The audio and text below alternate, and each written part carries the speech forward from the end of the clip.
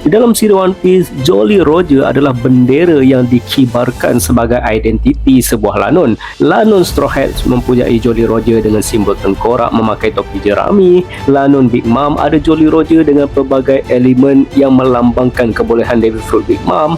Lanon Red Hair mempunyai Jolly Roger dengan cakaran pada mata kiri sama seperti Shanks, yang mana parut dari cakaran tersebut menjadi motivasinya untuk memburu Blackbeard.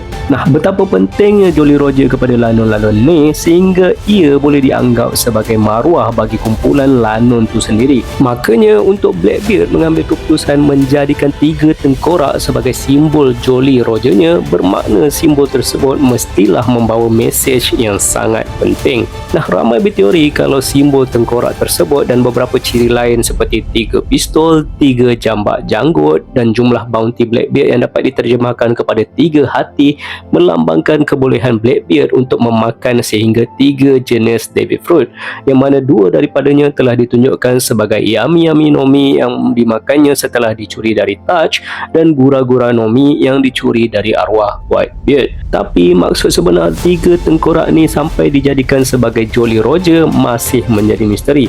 Adakah ia berkaitan dengan 2 lagi karakter sebelumnya, Oas dan Little Oas Jr., atau simbol yang sama antara mereka ni tidak berkaitan sama sekali? Nah, aku percaya simbol ni melambangkan satu perkara, dan perkara tersebut adalah the strongest. Yes, yang terkuat. Dalam teori aku, lebih kurang setahun yang lepas, aku katakan kalau maksud kepada bounty Blackbeard, San Kokoro yang dapat diterjemah kepada 3 hati melambangkan 3 maksud Kokoro yang berbeza mengikut konteks dalam budaya Jepun, yang mana Kokoro apabila dikaitkan dengan minda dapat diterjemah kepada pemikiran, niat dan pendirian seseorang. Dari segi hati, Kokoro dapat dikaitkan dengan emosi, empati dan kejujuran, manakala dalam aspek spiritual ia melambangkan karakter dan energi yang menggerakkan fizikal seseorang. Nah, disebabkan tu aku beranggapan kalau Blackbeard memakai simbol ni dengan kemungkinan niatnya yang kuat dari 3 aspek hati, minda dan spiritual